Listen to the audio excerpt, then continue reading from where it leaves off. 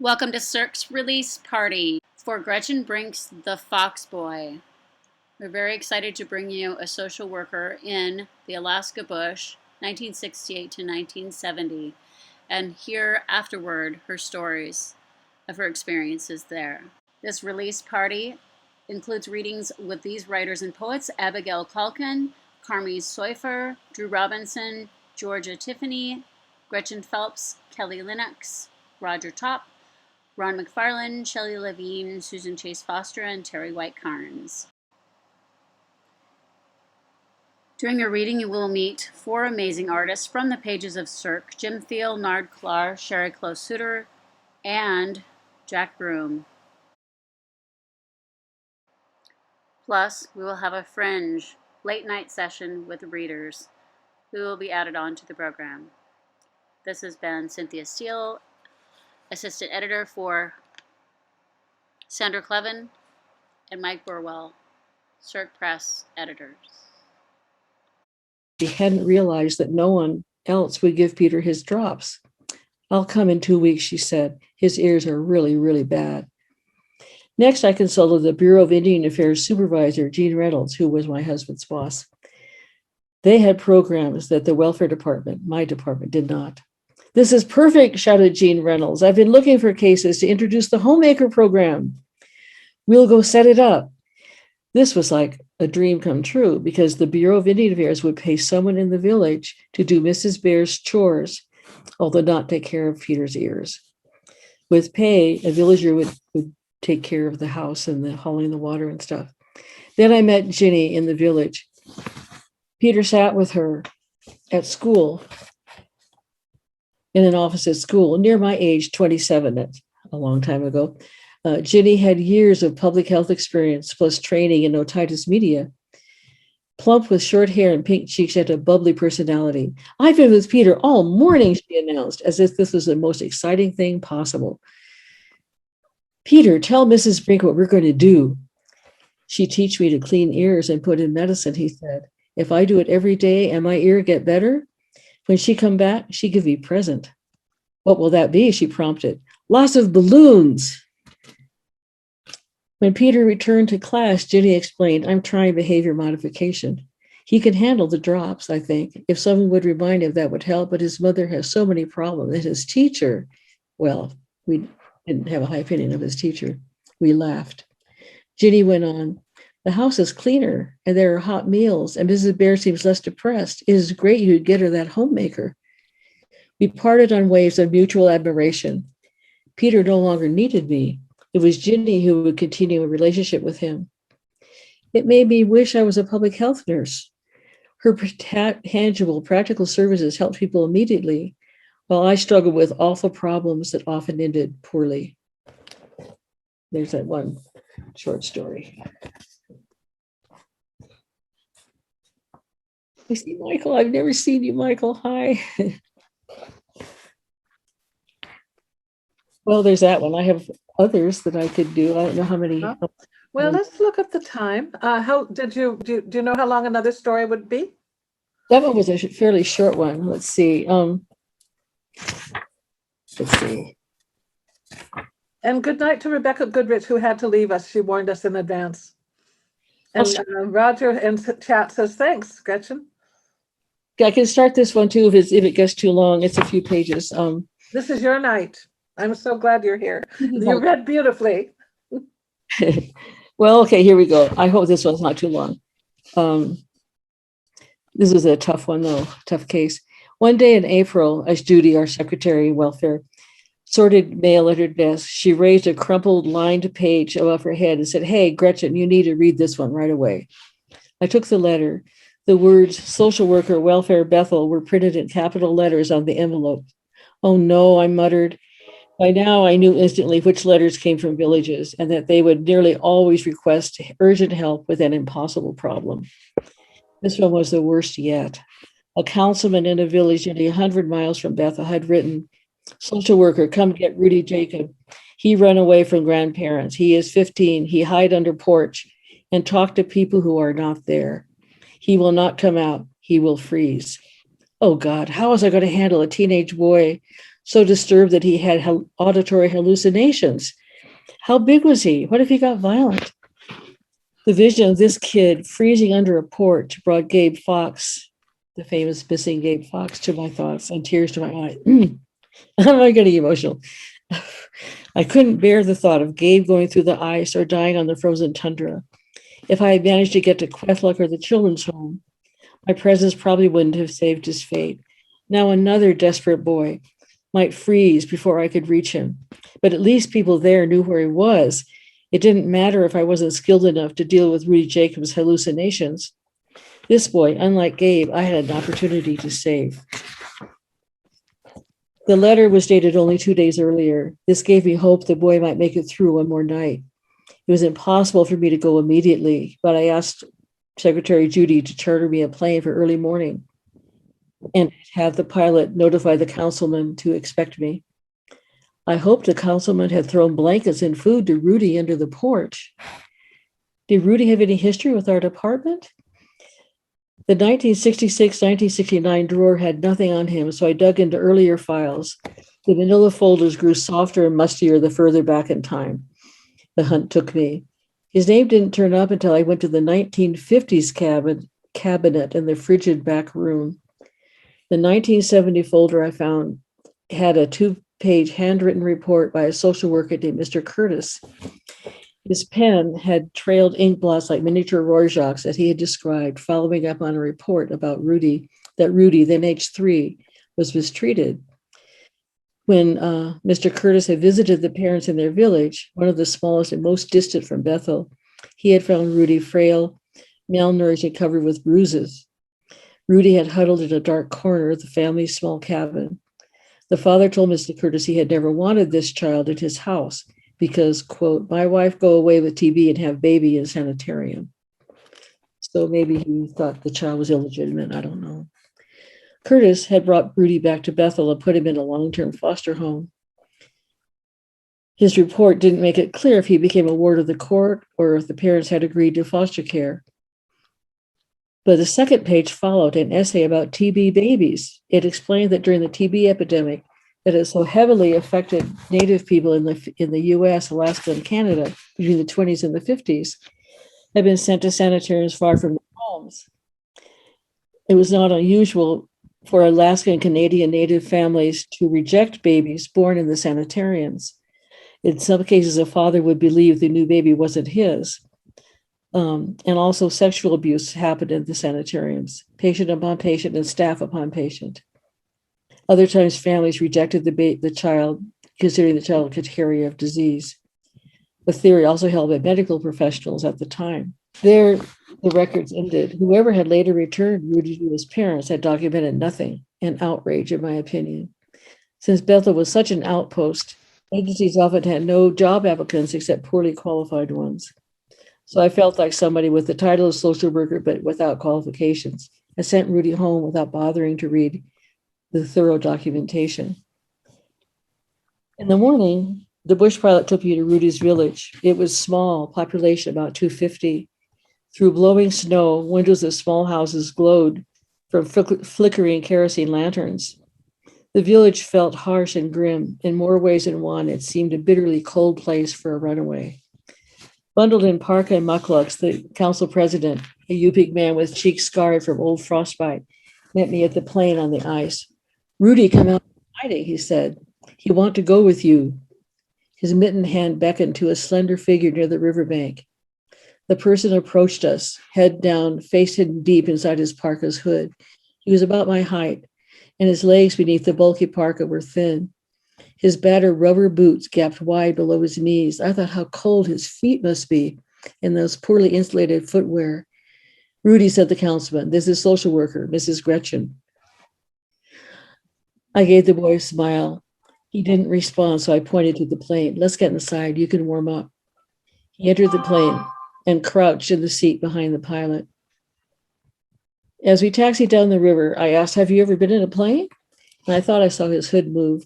It wasn't until we arrived in Bethel and took a cab to my office that he pulled back his parka, and I saw his face. His skin was yellowish, his cheeks pockmarked, his features somehow different. I wondered if the mother had been impregnated by a white patient or staff person, or was his sallow complexion and narrow face caused by TB exposure in the womb? The Yupik lady here has room for you in her foster home, I told Rudy as I handed him a cup of tea at my desk. Viva Kinnigat. She always has food on her table. He nodded. We'll get you into school, I said. Did you go to school in your village? Sometimes, when my grandparents don't make me work. I was surprised that this boy who was said to hear voices answered my questions so normally. Why did you run away? I said. They are mean too much, meaning his grandparents. I go crazy. I break chair on wall and I scream and I run out and I go under porch and voices holler at me. They holler and tell me to die. Are they hollering now? At night, they might come back. I had told Viva Kinnigat what little I knew before I picked Rudy up. She felt nervous caring for him. None of the foster families had any training with mentally ill, nor did Bethel have any counseling or psychiatric services. And yet the way Rudy answered my questions and made brief eye contact suggested to me he was eager to talk about his situation. I wasn't really qualified as a therapist, but I was much better than nothing. In addition to my social work courses and all that stuff, I had grown up listening to my psychotherapist's mother describe her work. I'll take you to Viva's house now. Tomorrow we'll bring you back and we can talk some more, okay? Yes, he whispered. During the next weeks, I had several sessions with Rudy. Once he learned the directives, he never missed an appointment. I was the first person in years, it seemed, who had taken any interest in him. He was starved for attention, for someone to care about him. My mother and father not want me, he said. They send me to my grandparents' village. They give me to them. Gave you to your grandparents? So I would work for them. Seeing my surprise, he said, it is tradition. I knew that some Yupik women gave their babies to friends or relatives for adoption, but I'd never heard before about the custom of giving a child to somebody to be a servant. He said it is old way. They don't do it now. Child who work for old people get a house when they die. He acted like he thought this was okay. Rudy told me he was age 6 when his father took him to his grandparents. He told me now they are my father and mother, and I cry, but my father go away. He studied his hands. I always work, haul water, wash floor, empty honey buckets, wash clothes. I think why my father hate me. I believed he had a right to know what little I did. Otherwise, he'd go through life with no clue. He would imagine all kinds of things. So I said, did your parents tell you were born in a TB sanitarium? When I explained about the TB epidemic and that some TB babies were not accepted by their families, he said, why he hate me for being born there? I said, I don't know. You can't help it where you're born. It's not your fault at all. I suspected that he was illegitimate and perhaps mixed race, and that might have been it, but I did not share that with him. I always want to be with my real family, said Rudy. I don't like old people who yell and don't let me play. I think my real family will love me if I go back to them. He looked up. So one day I am 12 and I decide now I run away to my real family and they will be so happy. He had walked 20 miles of squishy mosquito-infected tundra to his parents' village. And I go to their door and I tell them, I live with you now. He looked down. My father is drunk. He get very mad. Ruby flattened his hands, palms down on my desktop. He gets stove wood. He breaks my hands. Fine white. Oh, it breaks my heart just even know his story. Fine white scars zigzagged across the backs of his hands. Some of his fingers were out of alignment. He could move them, but the joints didn't bend. Oh, Rudy, I cried. Tears dripped under the front of Rudy's shirt. He is a bad man, Rudy said. He yelled and yelled, get out, go away. So I walked back to the old people. I imagined him stumbling along the 20-mile trail, shivering in shock, his spirit broken, his hands tucked between his armpits for comfort. No village had reported this abuse, so no social worker or trooper had ever known about him or had come to his rescue. His hands healed so he could resume working. For the next 3 years, his emotional wounds had festered within him. After relating all this, Rudy got to the part about running away from their grandparents. He had been one rebuke too many, and he had erupted. Do the voices still shout at you, I asked. Only at night. They don't want me to sleep. I tell them, shut up. Ruby talked freely with me, and Sue could maintain good eye contact, which I had learned to notice that when I was a psychiatric aide. He responded really well to our conversations. And though I didn't have the skills of an experienced therapist, I felt that my attention and concern at least were helping him. He'd had no one else in his life, if ever, who took an interest in him. So I continued seeing him as long as he remained in Bethel. His safe place with Eva Kinnegak was not permanent. She was afraid of his emotional outbursts and concerned about the younger children. She kept asking me to get him someplace else. But change was on the way in the form of Mr. Smith. That's the end of that chapter. He ultimately, through a new supervisor of our office, sent him to the children's home in Juneau. So there's that sad story. Thank you very much, Gretchen. I sure appreciate hearing you read it. It really comes alive.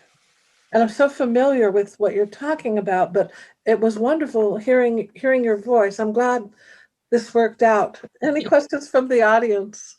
Yes, I have a comment. I lived in Alaska for 4 years, Gretchen. Yeah.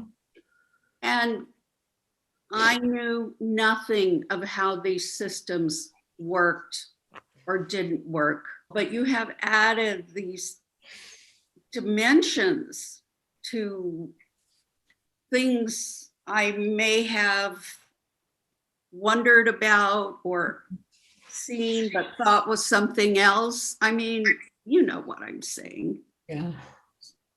There we go. It's just so sad. It is sad. Yeah. He was one of the more tragic cases. Yeah. Mm-hmm. He ended up at a children's home in Juneau, protected place. I just like to say that Gretchen has sort of led off this genre of Southwestern Alaska writing. I mean, we haven't really sought it out, but all of a sudden we have a lot of writers writing about the region and about Yupik culture. I'm editing Dan Branch's book right now of his 10 years in Bethel and Antioch. And it, in a way, it's, it's like the next chapter of Gretchen's experience. So I don't know why we're doing this, but I think it's has huge value. And, like Rebecca said, it's like sort of opens these doors that unless you live in Bush, Alaska, you have no idea. You have no idea at all. Well, even living there. Well, yeah. Yeah, all these cultural levels and reverberations that everyone just went with because. And there's a lot of that in culture. It's for darn sure. Well, any culture. And it's not simple, because what works in Yupik land doesn't work in Inupiat land or Athabaskan land or Tlingit land or Dena'ina land. It's really, I always thought of it because I had a job where I wrote about impacts on subsistence from federal programs. And so I was all over the state, including the Aleutians. And, it was sort of it was a privilege because I really got to see functionally how these cultures were still, kind of scraping away at establishing a little more agency. And at the same time, all the problems, but it's an amazing opportunity and it's difficult, Hey, Gretchen, I wrote your blurb for your book. Oh, you did? Here's my book. That's scary. Well, all right. Well, thank you. Well, you're welcome. And the one thing that I asked, Sandra to make clear, and she wrote this great foreword, right? Yeah, I did. It's yes. really something. I mean, because Sandra's been there herself, and to point out that this is post-colonial Alaska, that these cultures that we're running into have been, robbed of their identity by us. And Michael knows me well. I'm an applied anthropologist. So now I'm shifting heads a little bit. And I have worked with social work agencies, Jesse Lee Home in Anchorage, and trying to help these Western agencies that are white people with their notions of what a person is, and et cetera, how to interact appropriately with these indigenous cultures. And it's amazing. There's no cultural training. And in the 80s it started. So there's more of it now. Yeah. But I mean, your book is phenomenal. And all I wanted to point out is that so people don't think that Native people treated their kids like this before alcohol showed up. That is what destroyed those people. Just our arrival. And what's a little bit unfair about that too is it's not as if we white folks in our genre, our folks were so pure in that regard. There was a lot of, drunk white people abusing their kids too. It didn't, that was brought to my attention. It's not that I didn't kind of. Your book is wonderful. You also engage, I want to tell the other people to get it and read it. She engages in self-reflection on her own marriage. You didn't read that one. That's kind of interesting. Oh yeah, that was interesting. Discouraging experience. And I've been like Michael in a lot of villages, and I've done beluga whales. Oh my goodness. There's authenticity in what you write, but you're also a writer besides a great human being. And I just would look for some kind of awards for this book. Yeah, I guess we will nominate it for National Book Award because Too much. the process has been described to me. It's a little shit now. We have time before the deadline. So thank you, Gretchen, and thank you, Dale, for the physical creation of the book from the text. I want us to move on, even though the discussion is fabulous, and we go next to Georgia Tiffany and Ron McFarlane, and I'll bring up the beautiful PowerPoint. Great, yay, everybody, PowerPoint for great. So I'm going to show you, I'm not reading the bios. I know that slows us down, but you could read them here. So I'm going to move to Ron's slide 2, and we're going to move to Ron's slide. We know him as faculty from the University of Idaho with a son up on Lummi Island. So he's joined us in the readings up in Bellingham for many years running. It just worked out with his schedule. Ron writes some wonderful short stories. And I'm not sure what we're going to hear tonight, but going back to Georgia, and then whoever is It feels very strange to come after Gretchen's wonderful reading, and the old phrase "going from the sublime to the ridiculous" comes to mind, because I'm going to read a couple pages from my old friend Professor Wibbles, T. Roland Wibbles, and this is one that just came out with a couple days ago. So yeah, maybe yes and maybe no. We'll see. It's called A Matter of Punctuation. Rolly, Lawrence whispered, "You awake?" Huh? Professor turned toward his wife and heavily flopped his arm across her chest. Did he intend that as a punitive gesture for awakening him in the midst of one of the most satisfying erotic dreams he had experienced in recent memory? Listen, Rolly, are you listening? He laid his fingers straight to her breast. Do you think it's okay to use semicolons in your poems? Florence had begun composing short poems, 5-liners, quinzaines she called them, to accompany her photographs for an exhibit at the University Gallery downtown. She felt immensely flattered to have been invited to join 2 profs in the art department in a show to be presented as 3 local ladies. There had been some debate about the possibility of gals, which Florence rather preferred. Wibbles had suggested wenches, but his motion died for lack of a second. Semicolons? Florence had awakened him from a dream bordering on lurid and involving a voluptuous woman who strongly resembled Laura Klein of distant memory, albeit not distant enough. Great Montana poet I met a couple times advised against it, Dick Hugo. He said they were ugly. Why? How so? I don't know. Maybe it was Radke. His fingers gently fondled her nipple, and his wife moaned softly. So good poets don't use semicolons, like not even before words like therefore or however. Stop that.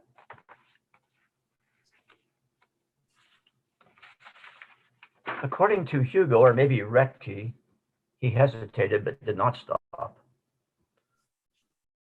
Florence had audited his fairly popular course on modern poetry several years back, but only over the past year had she started dabbling in poetry, as she put it, hoping he would insist on reading a few of her efforts and admire them at least moderately. If he did not approve of her efforts, she would shrug them off as dabblings. If he liked them, she would impose on him for advice if he wouldn't mind. She had read a scattering of poems he had placed in arcane literary magazines, but they didn't much appeal to her, so she politely lied about how much she admired them.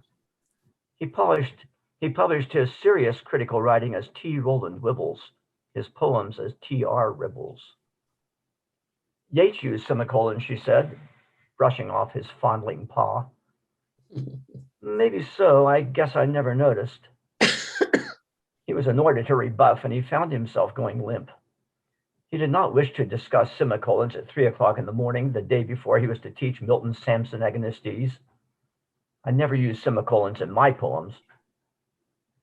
Yeats used them in Sailing to Byzantium. I looked it up this morning. Professor Wibbles let out a heavy breath of exasperation blended with frustration. It's 3 o'clock in the morning, he muttered. It's 3 o'clock in the morning in the dark night of the soul, he added, roughly paraphrasing F. Scott Fitzgerald. I'll bet Milton used them all over the place. I just want to be able to use them correctly if I decide to use them at all. Tell me. Not always, but sometimes she liked it when she urged him to be her teacher. She couldn't say why. The professor sighed heavily, as audibly as he could. The semicolon is a dying item of punctuation, he pronounced with what he hoped sounded like a voice of authority on the subject. It's still used sometimes to separate two closely connected independent clauses, but you don't see them much these days. I guess they're useful in separating complex series that include them in sets of items in a set that are separated by commas, like peas, comma, carrots, comma, tomatoes, semicolon, peaches, comma, cherries, comma, apples, period. But you don't really need them in poems. Florence whispered as she placed his hand on her breast. Did you know Greeks use semicolons instead of question marks, he said. No, I didn't, she said, kissing him on the cheek. You're so smart. I have just one more little thing to do. This is a poem that will set up a poem that Georgia is going to begin with when she reads. And it's called Ordinary Love, and it has to do with an owl that's been serenading us for a good while in our neighborhood at odd hours of the night. Ordinary Love.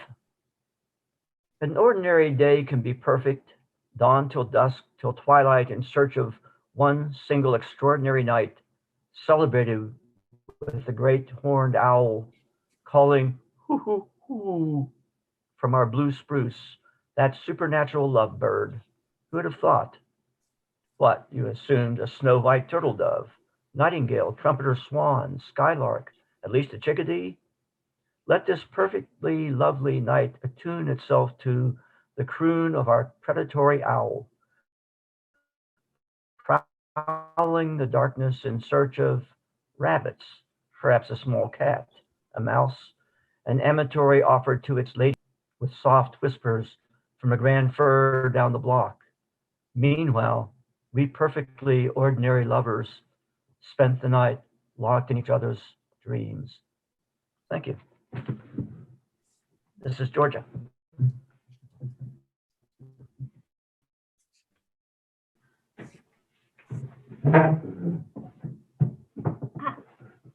This a much different poem than that, but it's from the same evening of owl loving. In the name of owl. Hunger breeds in the moon of his heart. He would tear it out, but for a stir in the stars. Tufted tufts flare, underwings blossom, and a deep-bellied woo feels its way among luminous nerves. Softly he lifts off, so softly hovers, only the feathers can hear. What is the name of the breath he takes then?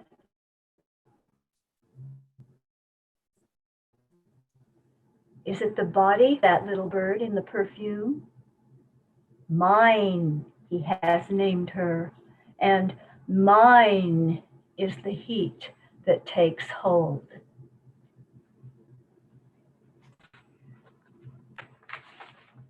This next one is another one that Ron asked or thought it would be fun to read, and it's called The Butterfly Project. I wrote it for the Endangered Fender's Blue Butterfly. When my son bursts through the door to announce his school project, dumps all his papers on the floor, rummages for the list of items to begin, butterfly net, killing fluid, insect spreading board, I accuse the universe, convinced butterflies endure too much loss, being too fragile to defend their right to desire. That terrible kiss death sometimes remembers as a predatory flower. And because once a rare one, my net, I need to confess, though science owned us all that day, I was the one who volunteered to pierce the thorax, impale it on the corkboard while my fourth grade classmates cheered. Mr. Kyle praised my steady hand. I would like to claim the creature's eyes held me penitent in a death gaze, but that would be a lie. Staring at the stilled wings, that dramatic black border fringed in white, those 12,000 mini eyes staring back, I tasted power, not beauty. I had not imagined, after it was done, the mounting pins put away, how such an act would haunt me, how late that afternoon, walking home along the county road, sudden sunlight on a field of lupin would explode into butterflies. The burst of wings collide not with ghosts, but ghosts the wings are made of, and then an ash of iridescence. I would obsess for days, searching for a June sky for some sign of forgiveness. And even now, as I tuck my son in bed and turn out the light, I feel wings moving through me, phantoms of the pheromonal dark. The last poem is called Still. All the bones of the ear are tested here.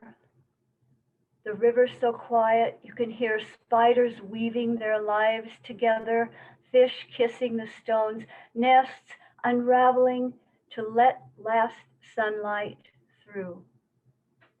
Surely others have come this way, and yet the path along the bank seems hardly worn, mostly a wandering of late autumn grasses that whisper against your calves, an occasional dizzy call tumbling from high above language or snow, and one blue heron stiffly poised, untended, except as a sudden gusts of light crosshatch the backwater glittering with dusk.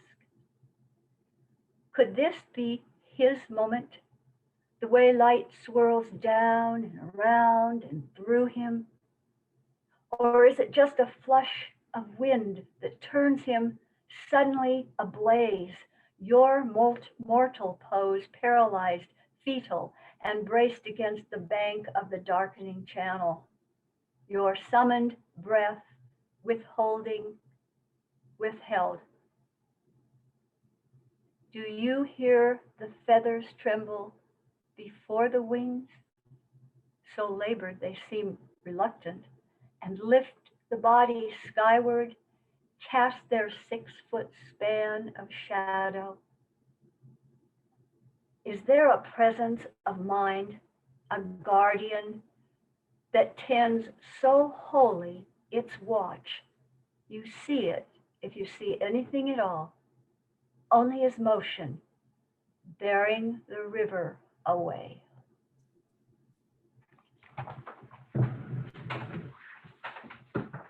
Thank you very much for listening. Thank you, Sandy. And Michael, You're welcome. thank you all for coming. So glad you're here. Pleasure. Our program now brings us to some time with the artists. And the first two, as Georgia and Ron are a couple, I'm now introducing Sherry Klaus-Suter and her partner in crime, Nard Claire. And we'll start with Sherry's. Sherry, you can go ahead and begin. Unmute. Hey, everybody. Thank you, readers thus far. Actually, I aspired to be a writer before I became a visual artist. I was a contributing editor at Alaska Quarterly Review for a few years. And so I know how hard you work. I decided that it was easier to put paintings on walls in venues than submit and wait and see. Anyway, you get the drift. So I'm now in Colorado Springs, but I lived in Alaska for 35 years. And so I'm really honored to be part of Cirque. So I am part of the Alaska family thusly. And here I am working in the studio and one of the paintings. So I've had, like all artists, a number of careers to support my creative endeavors. So I was a hygienist, a fishing lodge operator, and so on. This painting you see is from my Move series, and it's currently at Stephan Fine Arts, who represents me there in Anchorage. Right now at the Anchorage Museum, there is a show going on, Extra Tough, Women of the North. The museum has a piece of my art in their permanent collection, and it is on display right now in this exhibit. So I'm an encaustic painter. For those of you that aren't familiar with that, that's beeswax and damar resin. It's an ancient medium, actually predates oil paint. You would know it from the death masks on the Egyptian mummies. Those were painted with encaustic. And I've been experimenting with combining fabric. And so this is a wood panel, but you can see a little bit of 3D where there's some fabric coming up off the surface there. This piece is also at Stephan Fine Arts. It is, again, my experimentation with getting off the panel. So these are scrolls made from fabric, and it's completely encased with wax. And that's what holds it together. It's a wonderful glue, and it's about 5 feet tall. And you can twist it and turn it. There we go. Here is Nard. Okay, take it away, sweetie. Hello, I'm also in Colorado Springs with Sherry, and I've been back and forth in and out of Alaska numerous times, and am very honored to be part of this event and be in this fine publication. This piece here is called Cycle, and I have a very I like movement. I like color. I worked a lot of times in acrylic and multimedia, mixing collage and inks and pastels and acrylics and sometimes watercolors. I started out as a watercolor artist many years ago and have a BFA. But a lot of my work now is representational because I am trying to represent my response to the environment more than I am the actual thing that I'm looking at. And we can go to the next piece.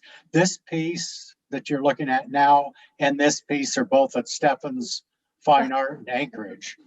And if, in case you can't tell, I'm an avid bicyclist. If it has two wheels and pedals, I'm all about it. I now have cut down my herd to only 4 bicycles. It took me a lot of effort to reduce to that level, but you know, they're tools. They're tools that represent, to me, flying, freedom, flowing through nature. And like this piece, I'm not trying to represent any particular artist, but I'm trying to show my blood pumping through and the life that a bicycle brings. And we can go to the next piece. And this is representing a little bit, this is called Truth Trashed. And it's representing some of what I see happening in the modern world and culture nowadays, that what is the truth and what is reality and how do we twist it?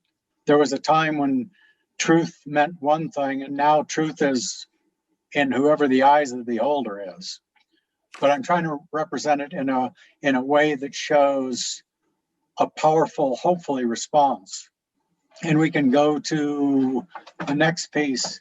And this is part of every time I create something, it tends to come out with rich color. And even though I try to reduce the color, it's just, I love color. It's like a bright sunny day or the fall when all the colors change. It's just, I love all the color that's there. And again, this is just a representation of sort of abundance and joy and what I feel about the world. And I'm inspired by nature.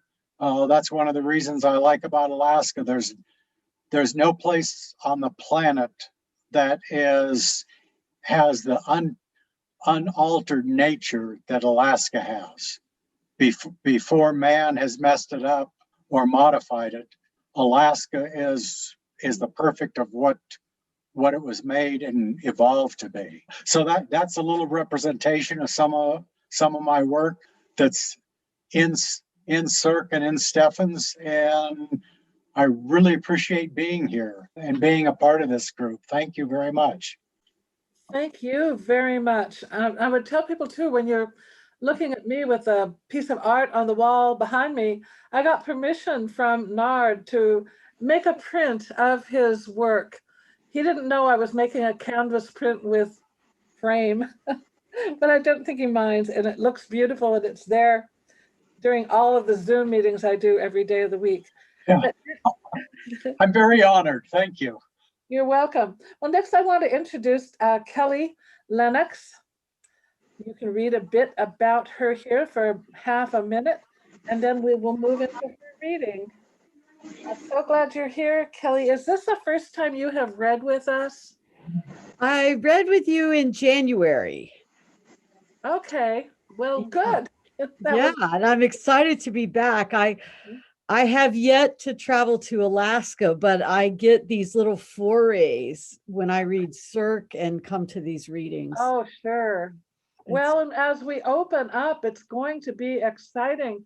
And Cirque is used to doing in-person readings, both in Alaska and in the lower 48, at least in the state of Washington and Oregon, states of. And that's going to happen again. That's going to happen in August. Awesome. And that's going to be fun because we're going to have a good time. We've Zoomed long enough, but we might also still Zoom because it's great to bring in all this geography. Yeah. With that, I'm going to give it to you and let you take it away. Thanks, Kelly. Thank you. Thank you for making this happen and for making it such a beautiful presentation with the slides and everything. I'm really enjoying it. And especially the Fox Boy. I have that on my to read list. I'm going to read 3 poems tonight. The first one is called Watching the Gray Whale Migration. Sea swaddles the planet in its weaving of plankton, diatom, giant squid. Its loose threads brush the land. The familiar fray, mesmerizing. Chaos of wave break descends and surface soothes. A scoop of pelicans skims the heave. Seals by the dozen rise up as one, fall forward and dive. Nothing on the floating foam suggests the fish beneath. Agile schools angling through kelp stems, hunting, hunted.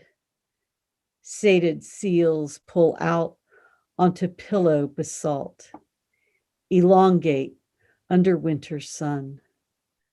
The next one, Merriam-Webster dictionary has something called time traveler. If you go to their website and search on time traveler, you can put in any year and see a list of words that were new to the dictionary that year, which for any word lover is just pure heaven. I wrote a poem about the year I was born, 1961, and pretty much every main word in here is new to the dictionary in 1961. 1961. I arrived when Americans had begun making fettuccine Alfredo and recombinant DNA. My parents could buy AA batteries, a toaster oven. They found workarounds when compassion fatigue struck, not uncommon amid the military-industrial complex, with its paraquat and tilt rotors, its doctors prescribing antidepressants, metformin. Their patients increasingly turning to mind-altering substances. Some got porny, others watched telenovelas or became chocoholics. Therapists grokked eating disorders. Golden Agers could dream of living in multi-generational homes powered by solar panels in a post-apartheid world. Some of that came true. And the last poem was written in Astoria, Oregon. It is called Against Playing It Safe. Were a fish head to slip from slick dock and cormorant miss it, tide so low, marina nearly sandbarred shut, the flesh wouldn't sink far, feeding crab, prawn, bottom crawlers. Were a woman's shoelace inadvisedly long, as she muses on the food web, what might barnacles rip? Watching her step instead against loose lace, rotten board, breach. There is no view, no bridge, no freighter, no ridge climbing clapboard, no tangle of birds at the tide-splitting current that tastes of the far interior, wheat, mint, fur. Thank you.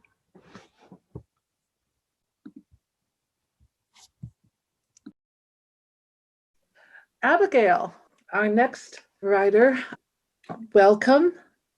Thank you. I have 4 poems. The first one and the last one come from the same source, which is having epilepsy, which I've had all my life and just found out about a couple of years ago, less than 2 years ago.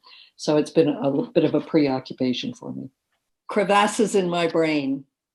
If I had not had scarlet fever and lain in bed for months between clean white sheets and counterpane, with feather pillows in my father's bed opposite the window, And if I had not had a raging fever and coma when I left the room, had not floated out the window past yellow daffodils, narcissus, jonquils, tulips, crocuses, hyacinth, growing in January out of feet of snow, and had not risen between cumulonimbus columns above the cirrus floor. And if I had not returned to find my mother in a family antique rush-bottom rocking chair by the window, mending, oblivious to my journey. And if the crevices in my brain had not become crevasses too broad to cross, then what would my senses have been? What would I have given not to have to pretend to be normal? To see how everyone else saw the world. Things as simple as sensing objects in their own colors, sounds, smells. What would my life have been with something as simple as clarity of thought? Something as simple as not to create lies and stories when unannounced I fell to the ground, or the wall I leaned against collapsed, or a bell rang in the desert, or on the ocean miles away from reality. Then who would I be today? Homage. This was published in Tidal Echoes a few years ago. The stories and ghosts of all soldiers and civilians from both sides must be all over that place. Russell Cahill in 2017 said to me, I stand on Omaha Beach, wind bites me and pounds my wet shoes. I smell waves of salt and blood, see men hit the ocean, rifles held high. They run through water to reach the day's low tide as boots mark sand, fear marks hearts. Tide brings sand in, takes sand out, brings sand in, takes sand out, day after day, millennium after millennium. My fingers leave traces as I cup sand. Is this the same sand soldiers crossed that goes out to sea and then returns millennium after millennium? Did Betty's father run across this sand, adrenaline surging, heart pounding, eyes focused? Did First Lieutenant Cleveland Penix lead his men across this beach? Is this the same sand of 1944? Is this the same sand of the beginning? This sand, memorial to the men who did not make it home, memorial to those who did. Still today, tide and sand come in and go out, come in and go out. I walk into the water, return my handful of history to its home. Wow. This next one I wrote this past summer, sitting in the desert of Oregon during COVID. A bear sits on my window, in my window.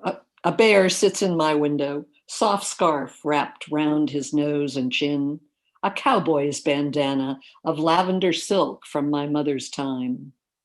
Stalwart, gentle mother of typhoid and Spanish flu era. She survived, as did my father, but not his sister or grandmother. Such a sea of sorrows is a burden for all peoples share. Last night and nights, the blood and red sunset do not care. Venus, a light in twilight, does not care. Microparticles of coronavirus do not care. Oceans, wooden chairs do not care. We are left in the arms of solitary, new, old, worn out teddy bears who hold us as exhausted doctors, nurses weep to sleep. And this last one relates to the first one, only I wrote it about 4 years ago, 5 years ago, so I wasn't aware of what it was about. Drink your tea and all will be fine. You will not die. Shrapnel will leave your soul. Peace will enter, at least for the moment. Comfort will shroud its arms around your pain. I learned to drink tea as I lay dying. Every day since, I live in its embrace. Wow. Wow. Wow. Thank you. Oh, man. Wonderful irony. Thank you. Irony, this is reality. Thank you. Isn't reality ironic? Great comment. Thank you. Well, thank you. Roger Top. A little hard to see that all on the screen. But, lot going on there.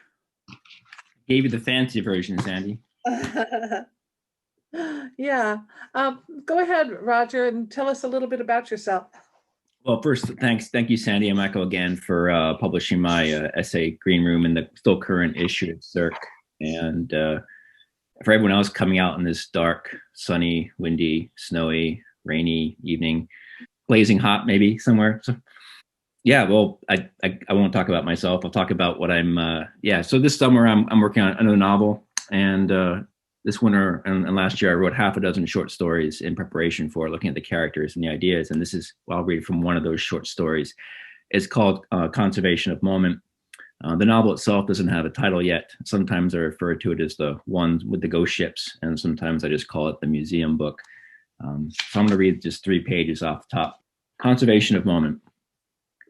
These corridors, these rooms are thin on words, and sometimes they say something that will not settle to the deck and nestle down against the rough wood, the grit. The carpets ache. Disconsolate water trembles under saran wrap. Trays huddle against the walls, food in the corners, teeth marks and damp corn chips, the lettuce and the bacon.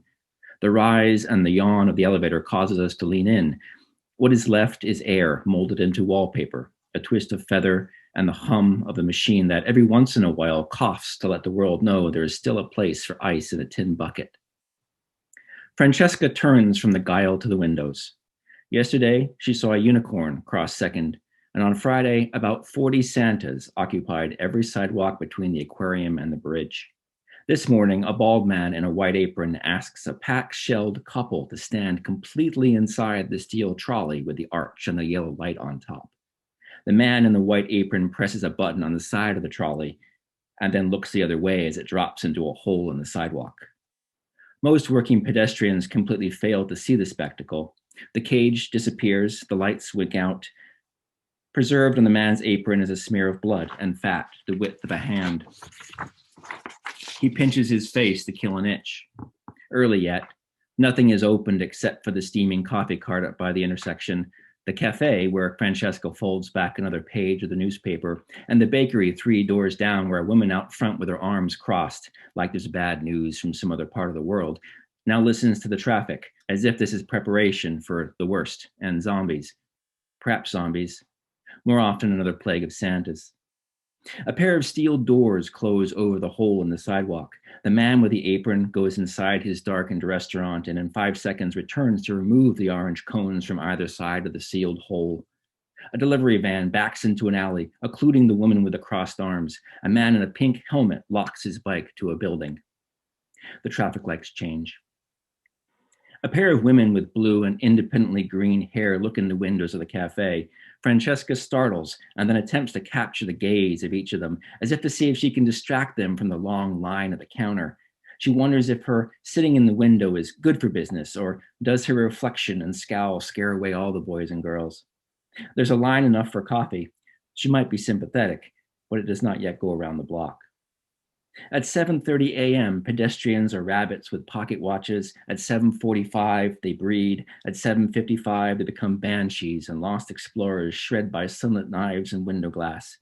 Everyone must escape the sun before the clock strikes. Francesca highlights a few words in an editorial about youth and drug hollows and how food crafted by the imagination is destined for constipated knots if the children don't daily feed the troll on Fifth. The one under the old stone archway where there's a door says Manus Natus above, chiseled in.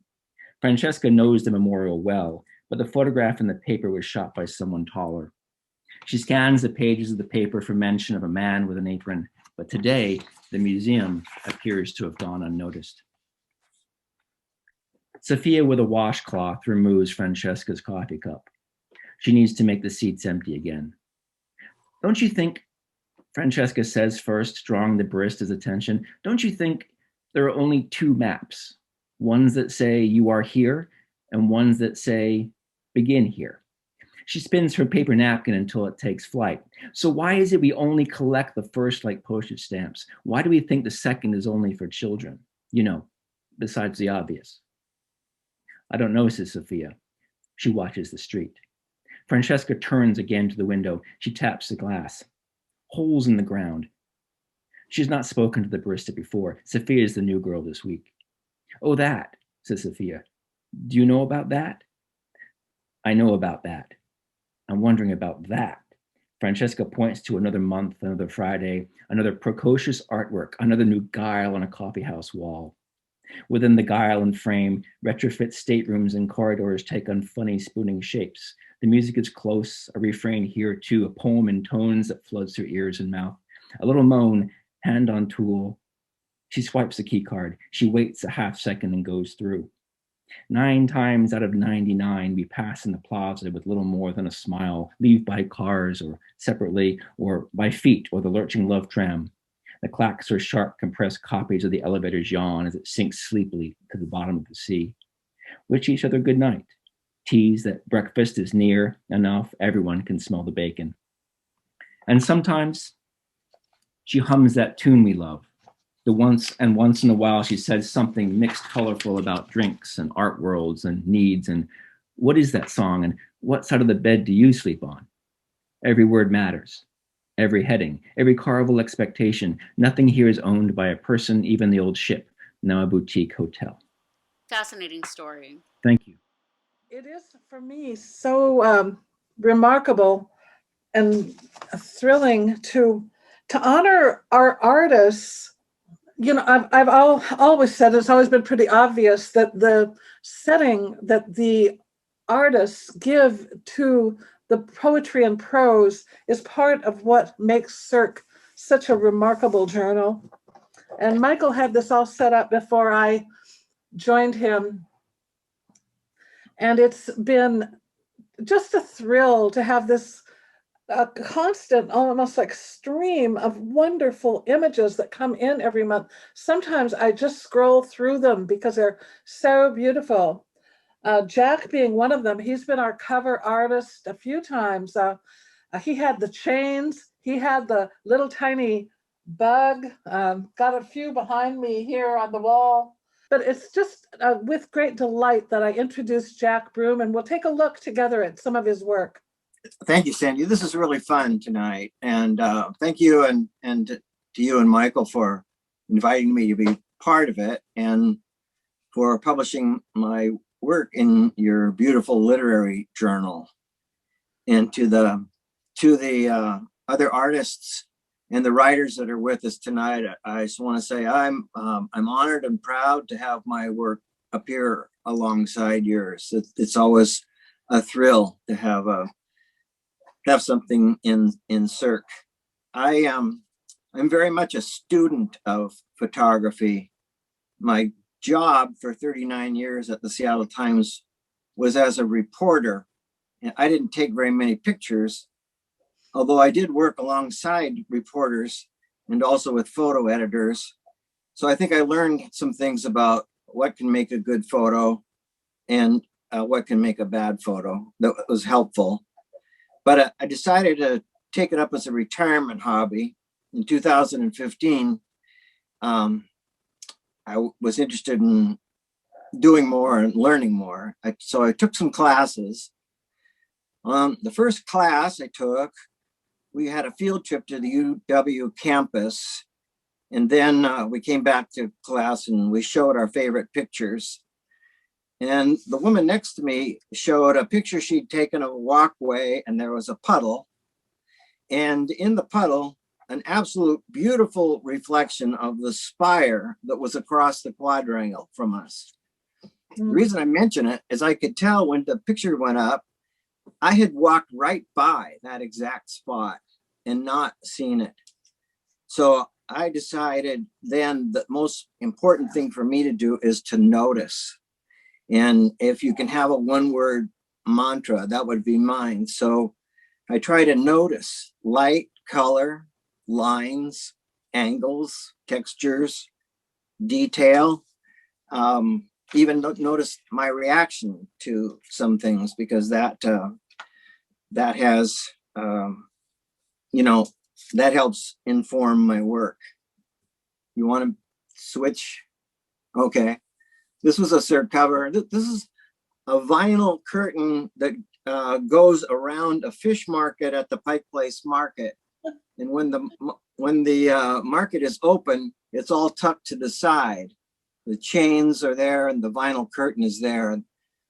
The green and the red complemented one another, as did sort of the softness of the curtain and the hardness of the chain. So it got my attention, and I took it from many angles, and I sent it to Cirque, and Sandy and Michael liked it. So that was really exciting. I never knew what that was until you said just now. I just took it on faith. Sandy, I was playing golf when I got an email from you that said you picked out one of my pictures for your cover, and that was so exciting. I can't tell you. I had a hard time keeping my mind on the ball that I had just hit into the rough. Into the rough, okay. This is a plant is called an echium. My wife is a very avid gardener. When we go on vacation, she takes me to see whatever botanical garden that place has. So I started taking pictures of plants and gardens to have something to do when we're at these gardens. Judy is a docent at a gardens in Seattle called Dunn Gardens. It's a mile from us. I get to go there quite a bit. That's where this plant is. I have a picture of the whole plant, but what I've noticed, the flow that I'm trying to capture here really comes across better on the tight crop. And, I recognize that you can't see the whole plant. You don't know the shape of the plant, but that's really not what the picture is about. It's about the flow and the movement and those things. There's a park on Lake Washington, Juanita Bay Park, where there's many birds in the winter, particularly many colors, different kinds of birds. And I decided I'd go down there at the start of the day and get early morning light on these birds. I got down there and we were in fog, so there wasn't any chance to see the birds. But of course, I noticed this as you looked out to the lake. It looked like the lake was in the light and we were here in the darkness. And this boardwalk is what takes us out to the light. So that captured my attention and led to this picture here. I'm in a camera club. We bring in our work and we compare it. And I brought in this as a color photograph. And somebody said, you know what, this might be really stronger and probably better as a monochrome. And I wouldn't have thought of that myself, but it's sort of like an advantage to being in a camera club and comparing your work against others. I really like the monochrome look. So anyway, that's how that came to be. The next one of our members of our club actually is an instructor, and he has a 3-session course on bird photography. And one of the things I learned from him is you go out to where the birds are, they might take off when you get there. But if you have the patience, you're non-threatening and you sit down, sooner or later, they'll come back to do the work that is they were trying to do. And so this is actually in front of our house. The cotoneaster bush has many, many red berries in the winter. And there were probably at least a dozen robin in that bush when I headed out with my telephoto lens, and I was across the street, and I wanted a bird in flight. It took a long time to get exactly what I wanted, but that's part of the fun of it. And of course, in digital photography, you can take many, many frames. I took 400 images from that vantage point, and only 3 of them worked out. So. Wow. And this is a lesson to myself, not to take myself too seriously, that they're and have a little fun. I call it Apologies to Edvard Munch, because you see it's the scream, my take on it. This was a tree that Judy and I saw on a camping trip in Southern Oregon. And it didn't look exactly like that, but it did strongly suggest that painting the scream. So I thought, maybe if I helped it a little bit, put in a couple of eyes and a mouth, brought the arms up just a little bit more, it would look like the painting. People in my camera club were sharply divided. Some people thought it was just total heresy to camp on somebody else's artwork with your own little creation, but others saw the humor and the light in it. So it's interesting to see different people's reaction to things. Jack, is the creation of it all digital? Yes, it was all in Photoshop. It looks amazing. It really looks like it's happening there where you saw it. Yeah, the light and the stuff worked. And if I had it before and after, you'd see that 90% of that figure was there. And all I needed to do was add a few touches and put in the little holes for the eyes and mouth. Anyway. Well, thank you. Yeah, thanks so much. I really enjoyed it. This is fun. I was able to go to the one that you had down here in pre-COVID times. And I hope to see you folks again after, on the other side of this COVID thing. Oh, I hope so too. Well, I would like to introduce Carmi. Oh, you'll have to say your last name lest I say it incorrectly. But I want to invite you to say a few words about yourself. Soifer. And I think enough is said here. I live in a tribal unincorporated village in Washington called Suquamish. Very grateful to be on the land here. I want to thank everybody, all sorts of art here, and I appreciate it. I was hauling in some poems to read tonight, and I realized I was thinking about journeys. So I want to invite you to join me. And it says, Ram Dass reminds us that we are just I don't know if he says just, we are all walking each other home. I'm very happy to say that a few of these are places and there are different kinds of journeys, as we all know. This one is called Quintana Roo, and it's a province in Mexico, as you may know. So the poem begins, suppose you are wandering down a turquoise coast you will never forget, and stub your foot on coral that sticks. Blood and coral, and soon moonlight, so that when you return and your shoes have been stolen, you walk stoically into the courtyard, feeling protected by concrete and grateful again for the waves. And I'm delighted to say this one was published by Cirque, and it's called Whiteout. Here I go into wilderness again, this time with you, not exactly by my side, but lingering, perhaps in the two-seater that almost clears that mountain, or behind the next ice dune, magnificent, foreign. I crave your touch, sun losing its warming powers.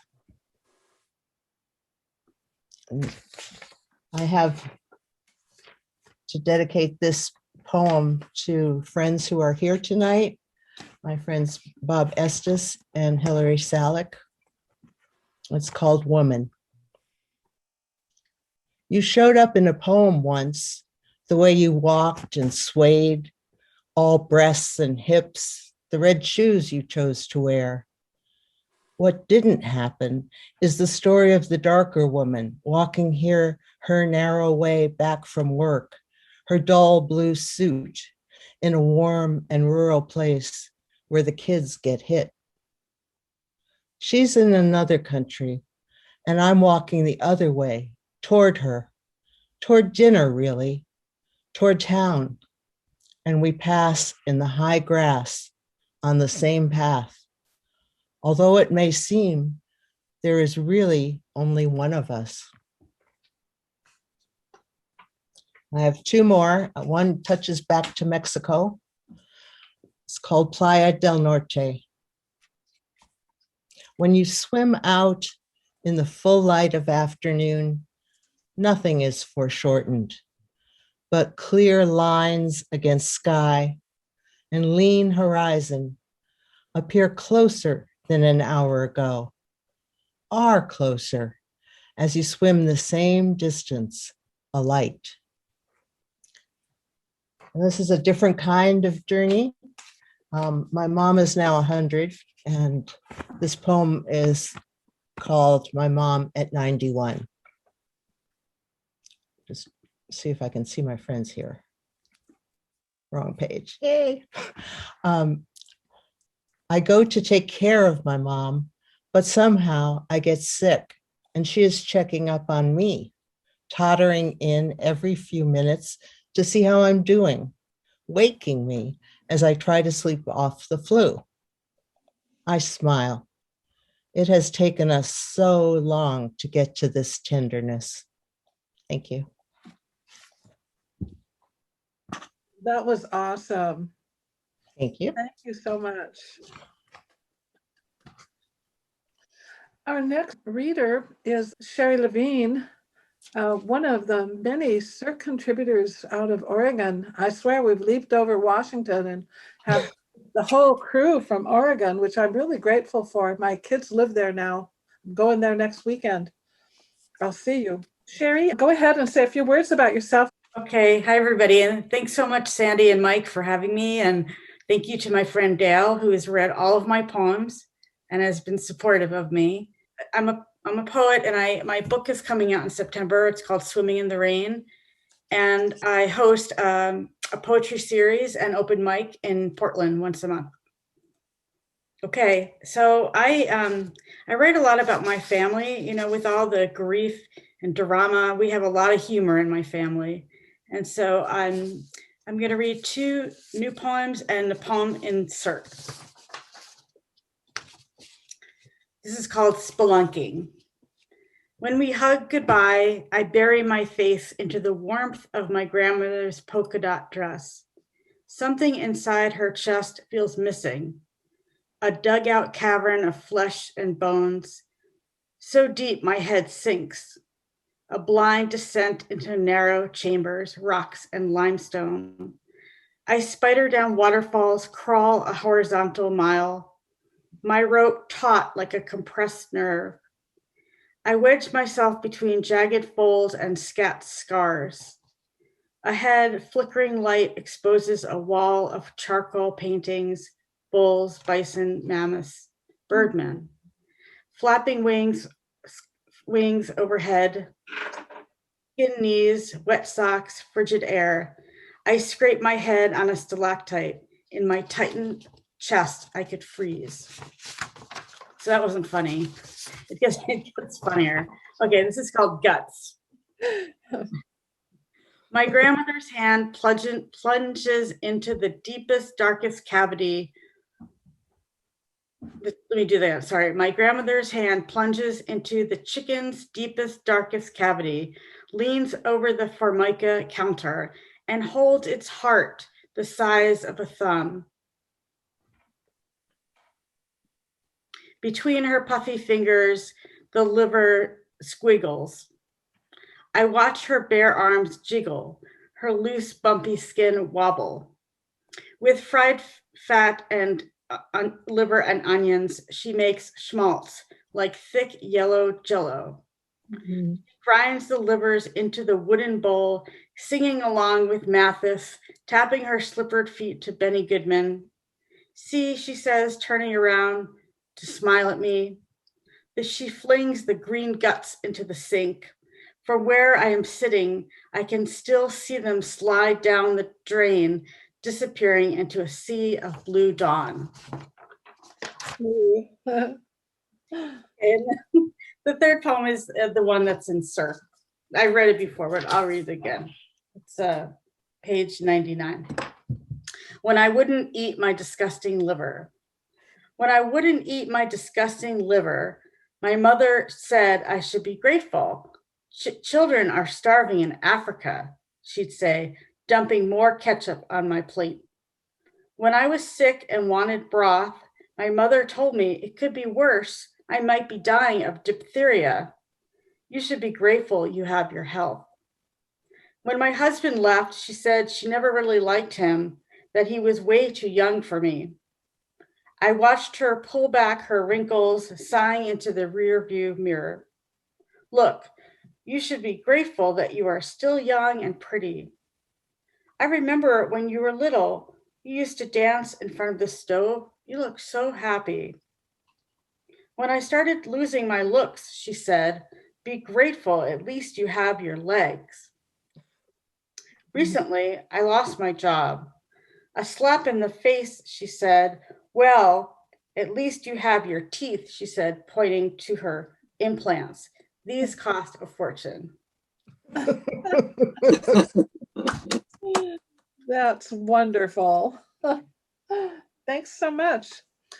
The next artist up, Jim, said to me when I asked him to be one of the artists, he said, my favorite place is behind the camera. No, thank you. And I said, well, I could present if you just give me the pictures and take it from there. So here I am, and I don't think he's in the assemblage. I think Jim has more covers with Cirque than anyone else, and I think Jack Broom is the second. The way we get to the covers is, as Mike's doing his work, and his work is right into the heart of each issue.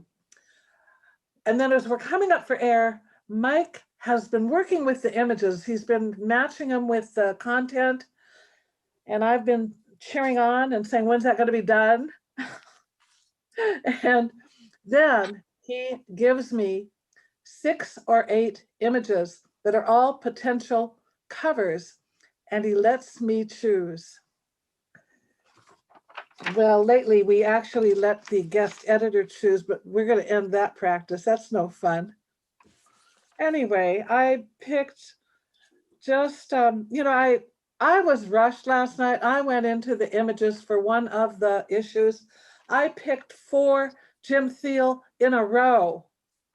I didn't even choose as I could have, from hundreds. I just picked what was there. And this is the result. And, it's amazing. I took his titles, Lovely Danger, Ouch, obviously vegetable items of some sort. Windows, he does a lot of windows, a lot of shacks, a lot of debris fields, things where you have to guess exactly what it was, but he catches always the evocative way, the evocative qualities of a window. Doors have some of those same qualities, but here's one. And then this one, a little bit different. You can see what it is, and he calls it Pick One. And that, doing what Jack just said, I'm sure he didn't set these up with the colors coming in as they do. He just recognized it when he saw it and took the picture. So that is the last that I have of Jim. And now I would like to introduce Susan Chase Foster. Thanks for being here, Susan, and I'm very glad that you could join us tonight. I am too. And I want to thank you and Mike for producing this incredible literary magazine in terms of visuals, obviously fine art and excellent writing and poetry. Thank you so much. It's a great opportunity for those of us who practice these arts. So thank you. Thank you. I've been doing NaPoWriMo. I don't know if any of the rest of you are doing it, but it's National Poetry Writing Month, and every single day in August we write a poem. And this is the one that I wrote yesterday. It's called On Becoming Old. If you're wondering what it's like when maturity arrives, I can't tell you. Old age is another matter. And yes, it involves gravity, the slow slippage south of something formerly called muscle. Skin thin as silk, paralleled and meridian by laughter and sorrow, speckled as spotted hyenas, hair egret white, bones heron hollow, so that later we may fly beyond the veil of mystery with peaceful hearts emptied of the avoir de pois of regret, perfumed by the sweet fragrance of forgiveness, and turned to gold, or in my case, lapis lazuli. So this is a book, one of my books that this is my private book that was published by a local press, and my son did photographs in it. He lives in Taiwan, and I spend a lot of time there. My husband and I do, and our daughter lives in Alaska, and we spend a lot of time there as well. So this is on my bafflement at not understanding Mandarin. And I call it a poemoir because it's a bit of memoir, and it's also a poem. On not understanding what the clerk asked me at 7-Eleven. I guess it's too late to learn Mandarin. I'm talking about speaking it, maybe not like a local, but even dogs get the basics of Mandarin around here, though they don't exactly speak it as far as I know. And then there's this. Is it possible to mold my English uttering mouth into a four-tone machine capable of bargaining down the price of a kilo of chicken feet at a night market? Or chanting the Taoist prayers like a wind instrument at Longshan Temple? Or squawking the mainland Chinese anthem at Taipei 101 to silently meditating Fulan Dafas? I guess learning Mandarin just isn't in the cards or in the fortune cookie for me like it is for that white-gloved elevator operator at the Sozhou Songgao with a pitch sharp enough to shatter jade. And even if I burned ghost money in a smoldering brazier until the goats came home, mine would never be a single syllable she ni hao ma clerk sort of mouth, kind as a cup of Malkong tea, still smelling of her dang bing breakfast, shouting something in a convenience store in Mandarin. So this is a poem that I wrote a long time ago that was just recently published again in Heron Clan. And it's called On Being a Squirrel. It's kind of a philosophy in poetry. One spurious theory claims the purpose of our huge brain is to filter out the overwhelming beauty of the universe, to minimalize aesthetic distractions that get in the way of being human, in which case it would be better to be a tiny as a walnut brain gray squirrel, spread eagle on a cedar fence, the crepuscular energy of star infinities warming your back fur, the shimmer of spring mist glazing the gallery of Douglas fir burls around you, the Epicurean sense of newborn maple buds sending you into whirling fits of unfurled, tail-spinning ecstasy. Thank you. Thank you. That was wonderful. Our final reader for the regular program, which will lead us into Fringe with an exclamation point, is Terry White Carnes. And Terry, come on board and check in and say a few things about yourself, and then I'll take down your slide and you can read in person. Oh, okay, thank you. Okay, here I am. Yeah, I actually have a long history of doing criminal justice research and working with judges, and have come late to the whole Cirque and poetry parley and poetry writing. So I feel like a novice at this. And I think I read the one haibun that Cirque has published at a different occasion. So I chose a couple that have been recently published in other journals. I have several photos in the recent issue, but not haibun. So haibun is a Japanese form. There's short pieces of prose interspersed with haiku. So it really sounds like prose because it is. And then the haiku are the poetry parts. The first one that I'm reading is called Remembrance. And it's about those plants that people give you, the cuttings from, and what happens to them. Remembrance. Cutting a leaf, an heirloom for a new friend. The south windowsill holds pots with a musty fragrance of waxen Hoya flowers blooming on a cutting stealthily taken from a co-worker's plant in 1974. A jade plant bearing the gift of good fortune in its fat green leaves. The night blooming cereus, surviving as the only remnant of a longtime friendship. A spicy herb Robert, carefully brought from Pennsylvania to the northern garden. Christmas cacti, from a friend's ex-wife's plant.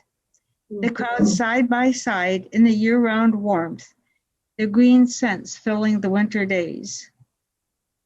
Pass along plants, friends and family jumbled in homebound gardens. In the backyard, vines and blooms rampage unconfined in the small world of the windowsill. My mother's favorite morning glories, they stand for renewing love, strangle her tiger lilies, nobility, each summer year after year. I told her how much I liked them, not knowing the lore. Never say thank you for a shared plant. It gets the devil's attention and he will kill it. He didn't reckon with my mother, though. They outlived her and they will survive me. Plants from brothers and sisters wither nearby under the devil's fingers. Pink roses, happiness, next to the lilies of the valley, sweetness, and bay laurel, prosperity. Is it the evil one, though, or the weight of obligations that I can't bear, childhood entanglements that I refuse to unknot? I push my way through the jungle, catching my sleeve on rose thorns, cutting an armful of lilies for the kitchen counter as I go. Bees bumbling, honey in their hearts, bay, lily, rose. And that one was published in a journal called Drifting Sands, haibun. And this one, next one, is also going to be published in Drifting Sands. It's called Summer's Wealth, and about one aspect of my childhood that I've remembered a long time. Mother's canning jars, sister's red tomatoes shining through. 9 years old, I sit on the high stool at the sink on a scorching afternoon in August. I should be out stalking cicadas, but I'm sliding the skins off seedy, slippery, quick-blanched tomatoes that mother buys by the bushel, cutting out the cores, smashing them into glass jars, their juice stinging every scrape and cut of a well-spent summer. My sisters plop them one by one into the boiling water to seal their fate. I would have been happier if I knew that their name, Solanum Lycopersicon comes from the Greek for wolf peach, useful for conjuring werewolves. In January, February, March, I go down the steep, cold stairs to the cellar and pull this week's jar from the dozens hulking on the shelves, sticky with cobwebs. I put it next to the stove, where it waits to become Sunday goulash, a thin stew of boiled hamburger, acid tomatoes, no salt. No respectable werewolf would be tempted to tangle with these killer tomatoes. Finished with our chores, we run outside. I steal a tomato too small to be noticed from tomorrow's basket on the back porch and savor it in 2 bites, rescuing it from the goulash pot. Summer shoved in a jar, transforming from love apple to slumgullion. And slumgullion is an Irish name for goulash. And then I have one, Tonka. Tonka is a 5-line Japanese form that is preceded haiku, and it's more of a kind of a relationship poem, a love poems. That's what the Tonka form is used for most. And this one is called Escape. In each other's arms, the scented night at the lake, frogs sing with our sighs, escaping Buddha's nirvana for this earthly paradise. Thank you. Thank you.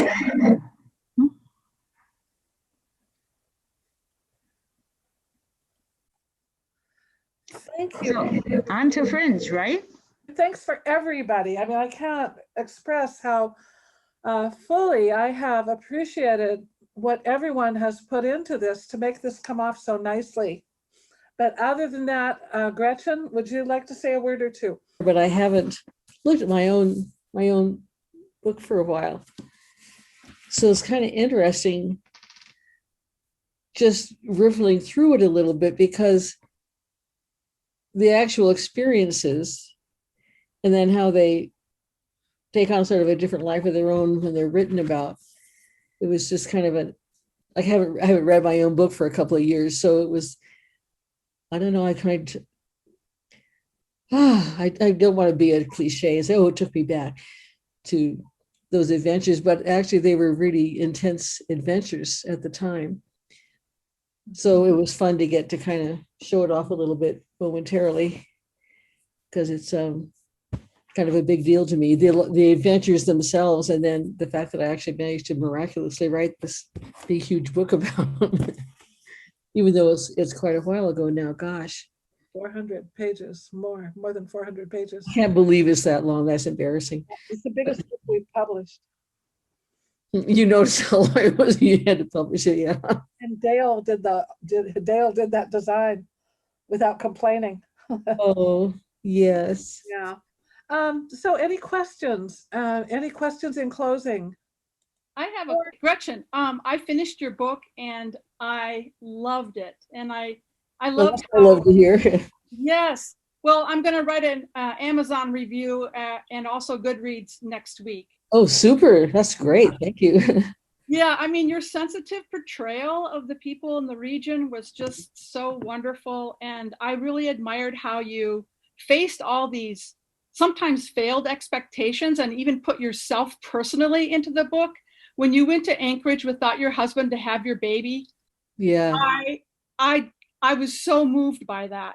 Oh. And then, yeah, just the other things that you did, things that you expected to happen that didn't, and some of the triumphant outcomes as well with people was just amazing. It's just so comprehensive and beautifully written. I mean, it was thrumming, the pace was, it was great. It was like, it's a page turner, of course.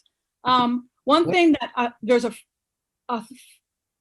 line that stuck with me so deeply when you said, the child that was chained to the dogs and left outside to starve, just took my breath away, and it stayed with me. So thank you for writing this book. It was wonderful. Well, thank you. It was quite an adventure to write it. I didn't realize until I started. I just had one or two stories I had to write about Gabe Fox. He was the reason I started writing it all, because it was so tragic that he vanished, and I never got over it. Still, I'm not over it. So I wrote his story, and I thought, well, gosh, there's a couple of others maybe I could do. And then it just kind of went out of control and became this big old thing. So I guess I'm glad, even though my husband and I divorced not long after we left Alaska, I'm kind of grateful to him, because it was because of him that we went to Alaska. That was his dream, was to go to Alaska, be with native cultures and all that was very important to him. So, and he has dementia now, so I can't even say, hey, Graham, thank you for taking me to Alaska. but it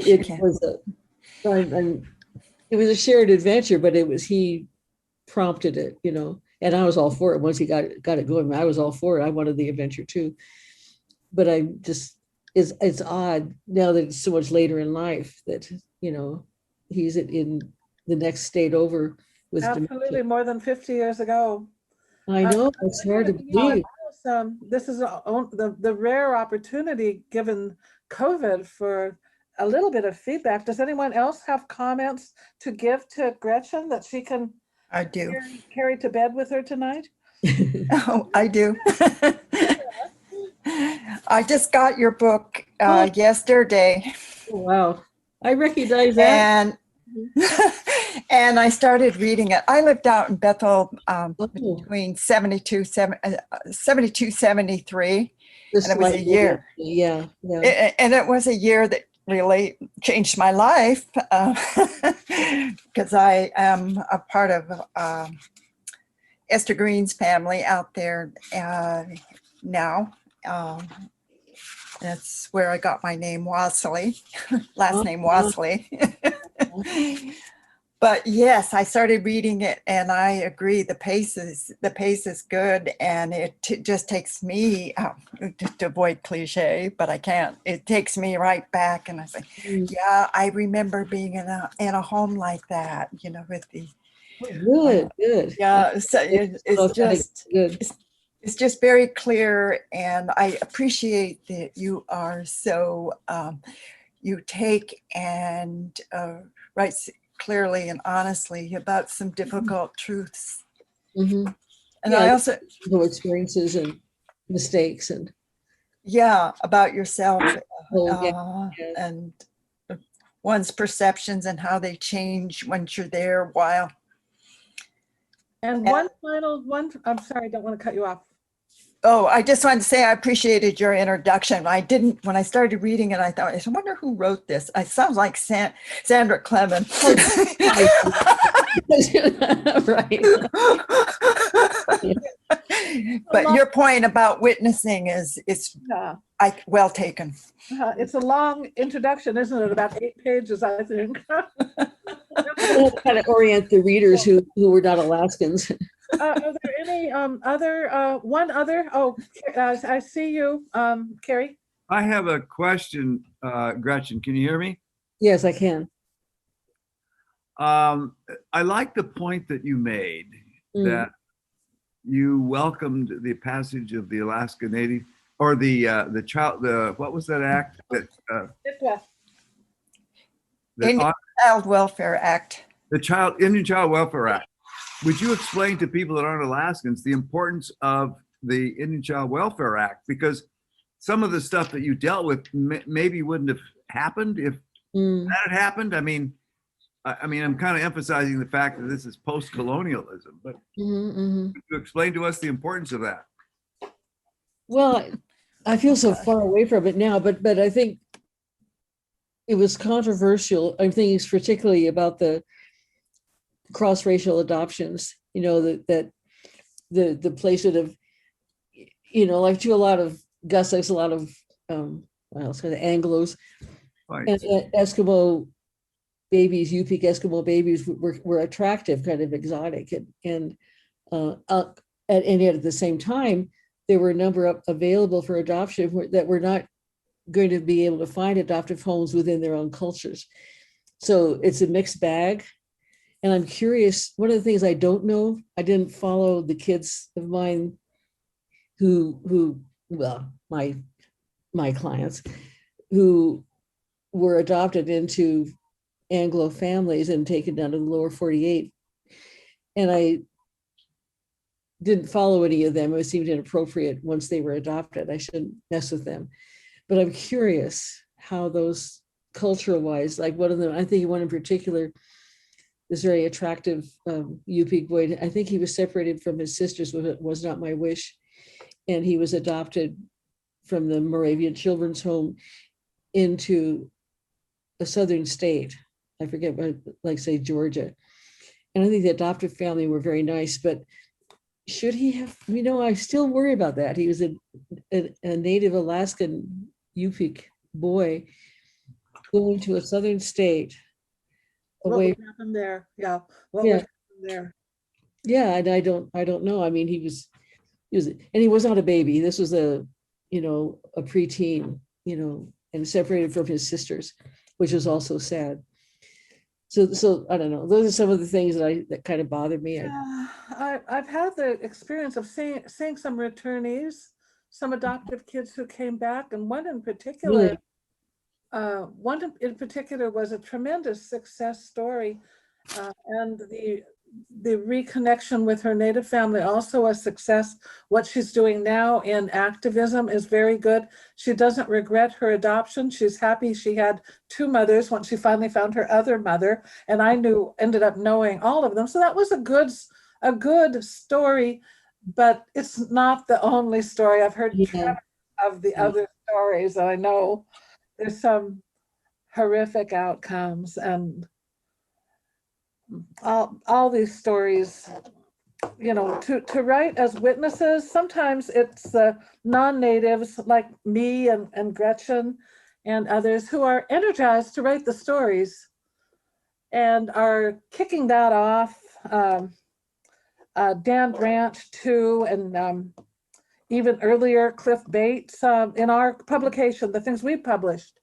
But I encourage and work to facilitate Native people telling their own stories and develop that to the point of literature. So it's not just college kids in classes doing an essay, but that we recognize that these writers with nurturing can be developed. And just last week at Poetry Parley, we had Marie Tozier, the poet from Nome, young Native woman who completed the MFA at the University of Alaska, and writing poems that do deal with the colonial issues like Carrie was referring to.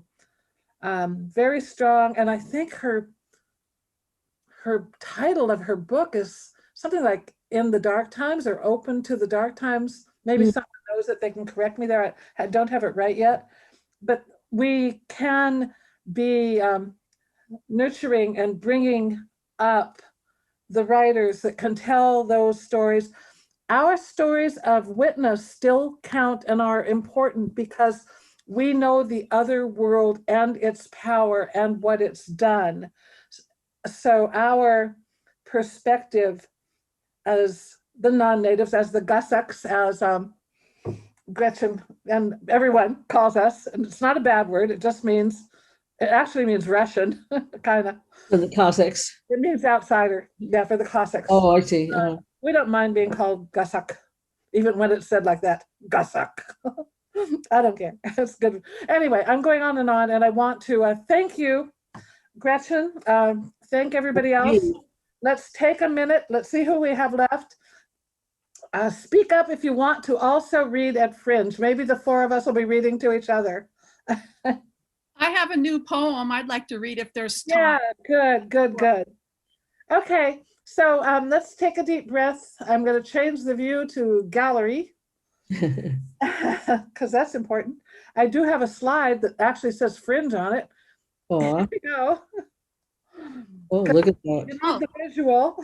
Everybody needs the visual, and it's pretty. Look at that. Where is it? There we go. There. So I don't know if Bruce Meyer is here. Any of the 10, 12 of us who are here are welcome to read, but we also love if you will stay and listen. Sandra Dale, Monica, and me. I'm going to need to say goodbye to you guys because I haven't fed the man here. It's 9:30 at our house. Good night, Gretchen. So nice to see you. Yes, thank you, everybody. It was nice to be there. I'm sorry to cut out. Thank you. Enjoyed your evening. Farewell. I'm sorry to cut out on you. That's okay.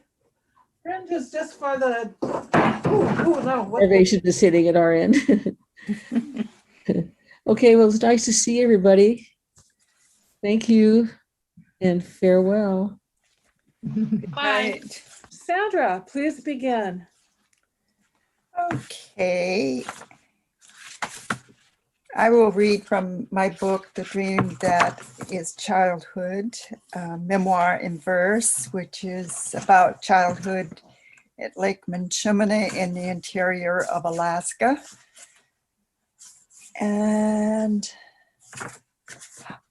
I'm just going to go ahead and read Spinning Under Starlight. Threads stretch in a dress, washed again and again. The constant wringing out of water wrinkles it into ridges that distort the fabric. As ridges distort signals, so she listens to Seattle on the radio in the wild, but falls asleep to another place. There she hears crying. A child is crying while her parents argue at the lake. The child alone in a boat. The mother shoves the boat out on the water. The child out on the water is wearing a dress. In the boat that leaks and is sinking. The boat is sinking in the middle of the lake, where the little girl sees water weeds reach up. Slimy fingers reach up toward the little girl who shrieks. Weeds entangle the boat, spinning under starlight. Parents spinning under starlight. The umbilical severed, a child shrieking in a boat without rudder. A mother without rudder, wading into the water, grabs the tow line and yells at the child, "Shut up." Oh, wow. Her own pain shut up in a wilderness where Seattle is a signal, the wringing out of water from a dress again and again, its threads stretched. Beautiful. Wow. Yeah. So that was just all I was going to read tonight. Okay. Is that all you want to read tonight still? Oh, maybe I'll come up with something a little, just a short one. This is this is actually the penultimate poem. It sort of is about water, but it's called Wild Iris, so a little more than water. Blue veins bleed out of eyes of gold, a spell cast in the heat of summer. Up on gravel, the lake spews up where we once lived.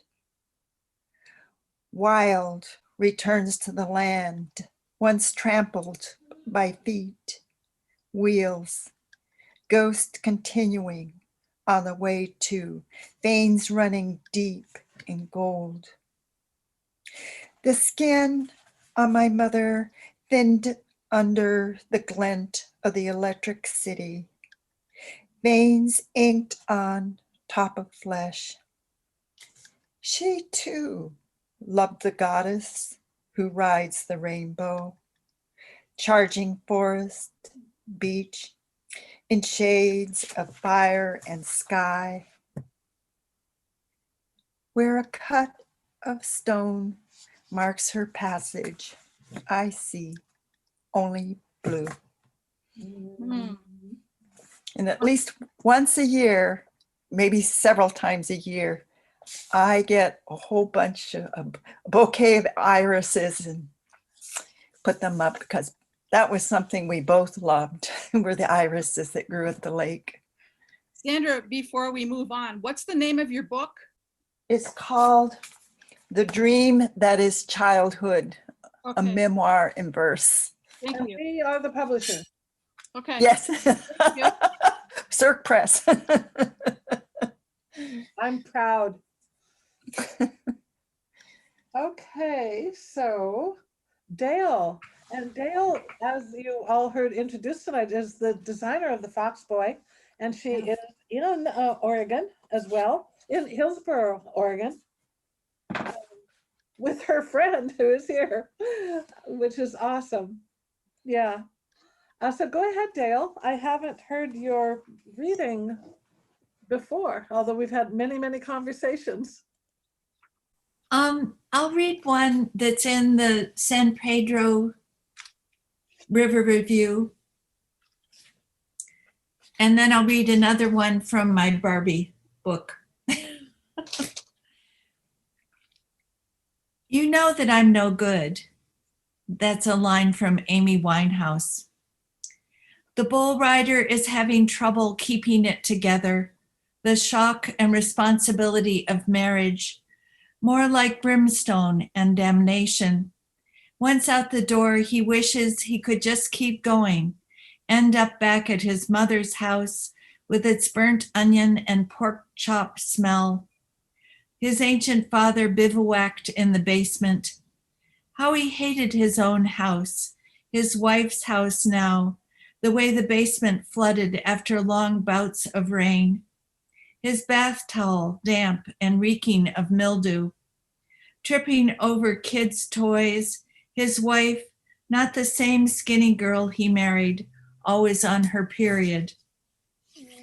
What a relief it would be to eat alone at IHOP, downing one greasy link after another, the coffee so hot it could scald his tongue. After work he slowed, thought of his spare time as a crawl space with no headroom, or something he heard as a kid, like he was being scraped from the bottom of a barrel. His life now his longest 8-second ride, the grimy sofa, broke down cars, cheap wine and vaping, straddled between one bad decision and another. His buddies told him to ride it out, meet up at the bar. His life flipped before his eyes like a slot machine without the music.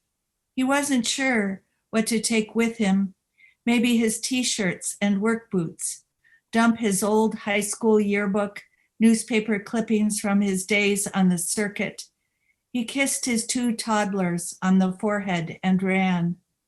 If he were a tad younger, he'd be running on all 4s. Wow. Wow. So he must have been about 4. Actually, I won't read from Barbie, but here's my book. You won't read from it? Should I read one from Barbie? Yes, please. We do this staying up late and pushing ourselves. I know. To get what we want. This is the latest I've stayed up the whole pandemic. And it's great to be in a company of women. I know. Possession. I was her first Barbie. She used to carry me everywhere, prop me by her bowl, and feed me chocolate ice cream. She held me in her arms and took me to bed at night. Then she lost one of my shoes. My leg joint got loose. She tattooed her name on my back with a ballpoint pen and nail polished my nipples day glow. After her mom's hairdryer scorched my hair, she cut off the burnt ends. It was not an improvement. I thought I was priceless, but I was replaceable. I can't leave it up to Ken to rescue me.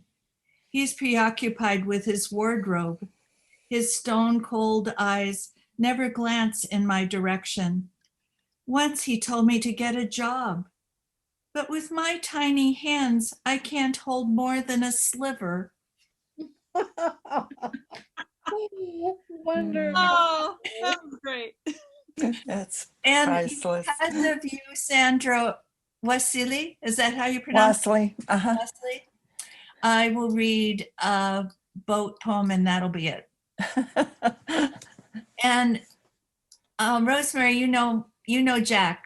This is a poem I wrote for my grandson, Jack, who's 6 years old. And he's the apple of my eye. I love this kid. Spun sun and sea. When you were only 6 months old, I taught you to swim. Jump, I would say, and you jumped into my arms. Together we plunged beneath the water. 6 years pass. Today I build a ship of promises to fill you with all the life forces I can think of. First, the ability to float, followed by the trick of gravity and how to cast a shadow. I press my lips to your warm back, fine hairs flow down the current of your spine. I hear your heartbeat shimmer, faithful as a metronome, high as a porpoise whistle. Pelicans dive bomb oceans swell and sway. Toward noon our mast points at the sun. You squint into glints on the waves, sparking spume, spray, and brine. We name the sights we spy below the drift. Clothespin ripples, sea turtle hollow, octopus forest, shark ridge, mermaid wash, and jellyfish creek. Overhead, laughing gulls joke and bicker. The wind kicks up. As we glide across the waves, I smell salt on your sun-bronzed skin. You hold my hand. After dark, the moon fishhooks the sky. Ooh, nice. Wonderful. I too have a 6-year-old grandson down there near you, Dale. I'm going to go down there next weekend. Well, I'd love to see you. It may. We're only going to be there 2 nights, and my son. You could always. I know I owe you a pizza. Oh yeah, you could come to Tiger, which maybe we'll talk.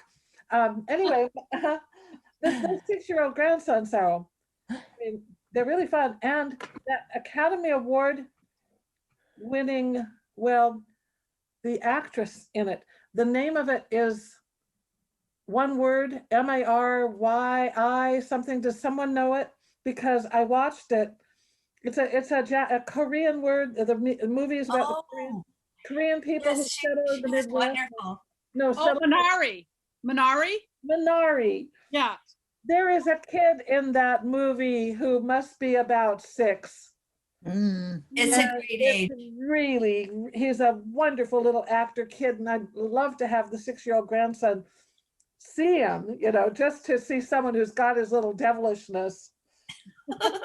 Relate, he's not alone. I can always tell when Jack's trying to trick me because he has very difficult time not smiling. And his lips quiver. He goes, oh, funny. I drove all the way to Seaside. Is that where I drove to? With him in the car, tried to keep him occupied. And he kept saying the little game over and over again. I spy with my little eye something brown. And I'd say, is it the seat of the car? No, it's mother's hat. And he tells you, you're not supposed to play it that way, and then we started doing I spy with my little, I've got it in my mind now. It should almost be a poem. Anyway, I'm wasting time. Let's move to Monica. Okay, this is a new poem. It's pretty short, and this is the only one I'm going to read. It's called This Is How. This is how a woman becomes the sea. Fans her fins. Flashes teeth of pearls. Marbled greens and blues float inside her eyes. Waves roll, tumble, full of themselves. She forgives the urchin's spines, the weeping in wet places, rain-slicked parking lots, smoke-drenched bars. She is a clam, coaxed to open, sea-worn, chewing on words that smell like milk. My mother said, stop biting your nails. Wear high heels. They'll look good on you. I want to walk, not prance. I want to launch an arrow. Feel the quiver of a screaming eagle, dripping silver. I want to swim in safety, where wolves can't go. Gather beach glass, wrap myself in kelp. Ah, but there are wolves everywhere.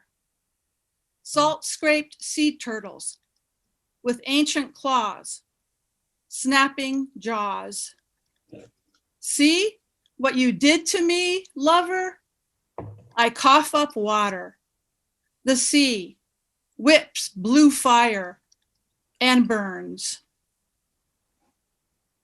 Mm. The end. Thank you.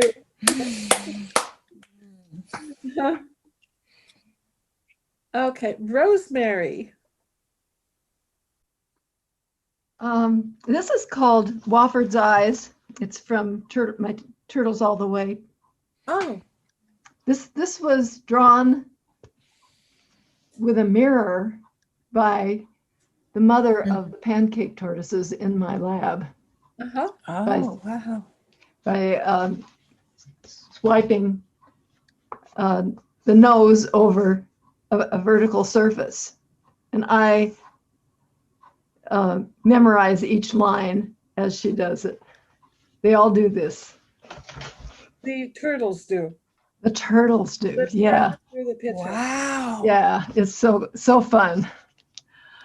This is called Wofford's Eyes. Wofford was one of the pancake tortoises. Her son, as a matter of fact. Wofford, your eyes are midnight skies of miniature worlds, far from our planet's city lights and the vapor of our air. Each shining bead reflects a single star, but hides your mysteries behind their blackness. Tell me, tortoise the size of my hand, how can I read their secrets? Yes. And Beautiful. follow that up with the 14 of 4. Friendship has 4 legs and a beak. Friendship has a shell that allows a friend to sleep in peace. Friendship has eyes whose depth I learned to read, eyes that can smile, amused, or glower in a stare of, when do I eat? Friendship shares a trail, a book, a game, a dance, a look at the moon, acrobatic so fast that I crow enchanted, and we laugh, and we laugh, and we laugh. This friendship times 14 we hold to heart as nearly kin. 14 is how far we count when all 14 come in. Sweet. Thank you. Okay, I guess I get to read. Yes. I don't read often anymore, poetry parlor or anything, just because the organizing is enough. Yeah. In a way. But I'm going to read 2 poems. I'm going to turn on the overhead light. I think it'll be a little bit better.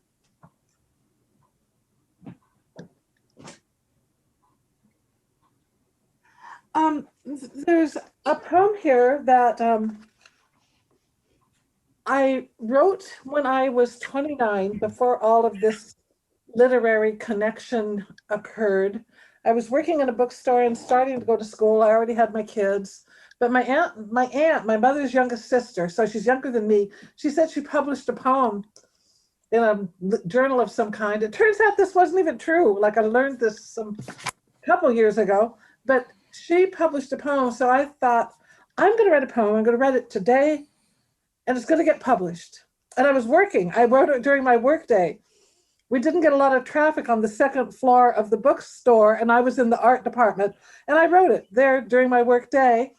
And I read it now because I think, even though it was before all this stuff, and some of you know me and have heard some of my writing, or know me anyway, you know, whether you heard the writing or not, I think you might recognize me.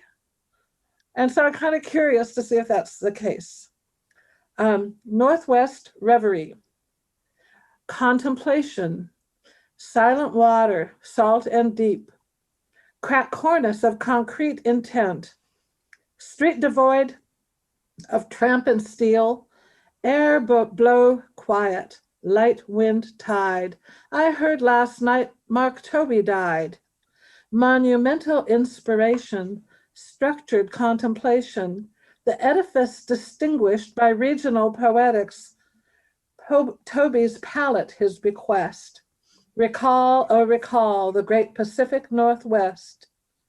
Creation regulated by a region in formation. Collision on a scale unpredictably intense.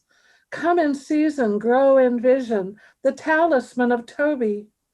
Winds blow quiet, spring wind deep, contemplation per distinction, reverie complete.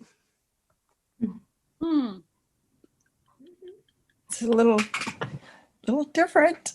Rhymes too. A little bit of it there. But yeah, you're picking up the place, the environment, your environment. Yeah, that's you. Yeah, it's kind of like the memory of Seattle. I didn't really know that much about Mark Tobey, but now I'm going to read one that is completely different and more recent.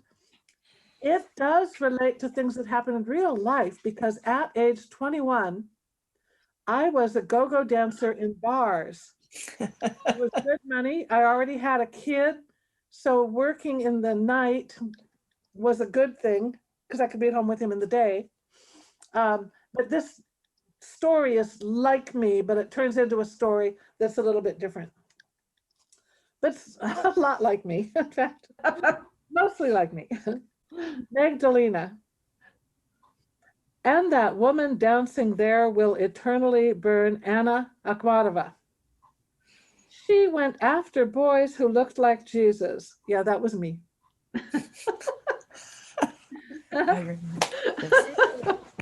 That's great. Sandaled, contemplative, guys with that crucified look. Kind but disappointed. Or haunted by a fiery crash, trapped for hours, scarred by burning water dripping onto belly, throat, and thigh, or made hard by the loss of a mother who ran off when he was 7, until in coffee house corners he would ask, "Do women have souls?" You like that kind of guy.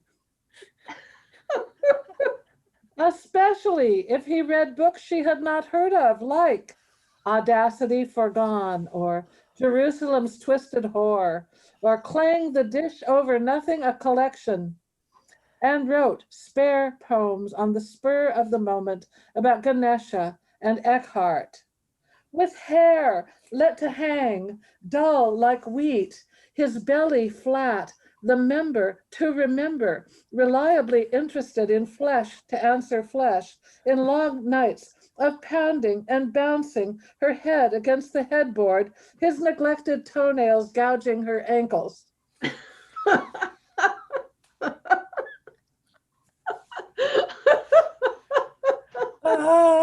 Yeah. These boys got lost in dope, art, or Algiers. She mimed a kiss and danced. Shimmering gold fringe, black fishnet stockings, tickling toes in lemon traces. She could shake her hips and shimmy breasts, free as fruit, wild as boars, arms like breeched grass, coaxing the spirit to come again. Hallelujah, Lord, she could dance. Wow. I remember that poem. It's a delightful poem. Remember to remember. And now I know something else about you that I didn't know about before. I loved it. Yeah. It's fun how this works, like this disclosure. Just today, Leslie Freed said, now you guys in Alaska know Leslie. Leslie is the curator of the Jewish Museum here in Anchorage, and we just published her book, Lily is Leaving. But Leslie said for their big fundraiser in the fall, they have a whole lot of original art by Raphael, what's the other guy? The two twin brothers, Raphael Sawyer is one of the brothers. I forget the other one's name. But, said like, oh my gosh, those famous New York painters. I said, I was an art model. I modeled for one of those guys. I wrote about it in this book too, because I mixed up about which of the twins it was. Moses or Raphael, Yeah, so I told Leslie, I modeled for those guys in New York, one of them. And the story in here is all my perplexity about which was it? Was it Moses or Raphael who during the modeling said, do you like to be caressed? No, not really. Carry on.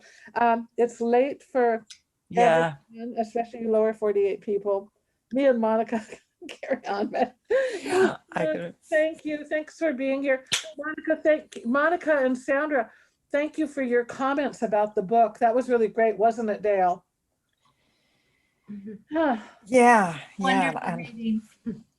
It was great. Thank you for being here, Rosemary. Someday I'll see you. I like this, Dale. I like this. Oh, thank you very much. Yeah. Great cover. Great cover on that book. Boy, well, that's beautiful. The cover was probably Sandra's.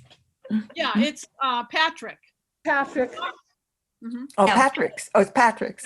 Yeah, but she kind of my idea. Yeah, she said, do this. I did, yeah. I did it. I commissioned it with Patrick. I commissioned the mask. Aha. But you can check out my cute little sketches inside. Yes. They're lovely. Did you do the three ravens? No, he did. Choose something else. Choose something I did. Come on. Yeah. You can do it. There's a really cute one of two little girls. You'll love it. Yeah. Bear. Yeah. I did a lot, but and the ice fishing. The ice fishing. Oh, you're finding them. You're finding the Dale pictures. Yeah. Dale's Yupik pictures. Really adds to the ambiance of the book. Yeah. Well, great spending time with you. Here I am in my lonely house. That's why I have to. Well, it's time. Good night, everyone. It was really a joy tonight.